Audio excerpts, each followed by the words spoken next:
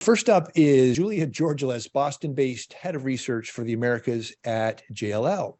So Julia, there's been so much news recently about the toll that uncertainty is taking on commercial real estate. Everything is so much easier, obviously, when the economy and the markets move along at steady and predictable rates. But with all this turmoil, what should we really be concerned about? And is there any kind of silver lining?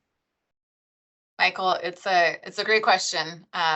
You can be certain that in times of uncertainty, there will be a lot of questions emerging around how will people respond, how will people behave, what will demand look like within the commercial real estate sector. And I like to think about it right now through two different lenses. The first, reflecting back on the past 3 years, which raised a lot of questions around how people would live, work, or play in a future world following the pandemic. And there were a lot of kind of big speculative guesses around what would or wouldn't return to normal. Would people get back on public transit? Would people go back on airplanes and travel places? Would they go back to hotels? Would they go back to restaurants? Would they go back to open public spaces? Would they go back to work? What we've seen, at different points along the way, whether it was the release of the vaccine or just the prolongment of the situation, is that people revert back to the mean.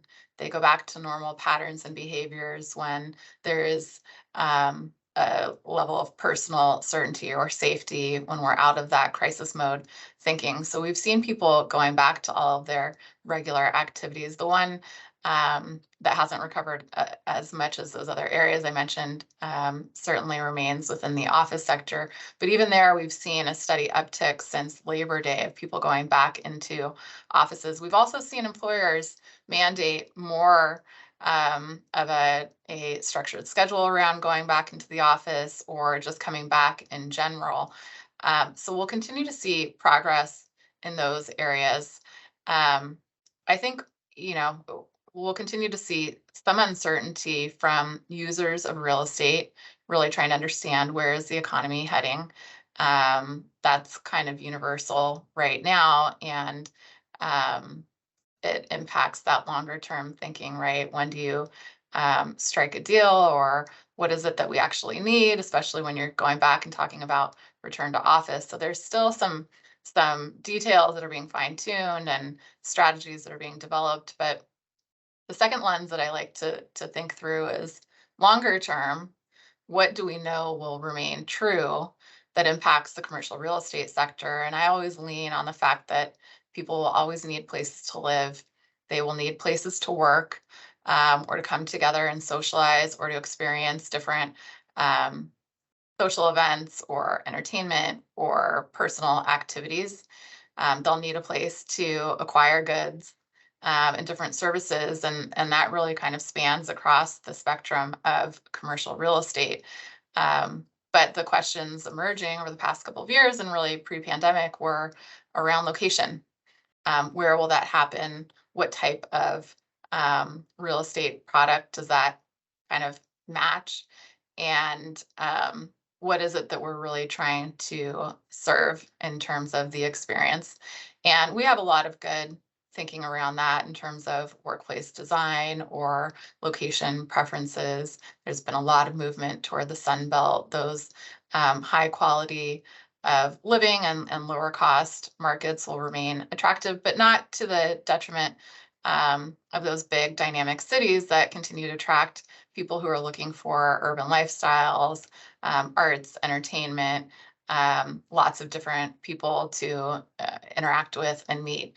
So that doesn't give you a ton of certainty necessarily, but we do feel like we're seeing, again, that reversion to the mean, normal behaviors that we know to be core to human nature, and the desire for these really unique, interesting, and engaging experiences within any real estate property type that we're talking about. If we zoom out, what are some of the big trends that everybody watching should be keeping their eye out for in 2023?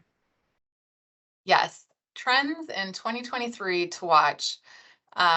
Despite the uncertainty that we just discussed, there are definitely business areas and commercial real estate areas to watch for.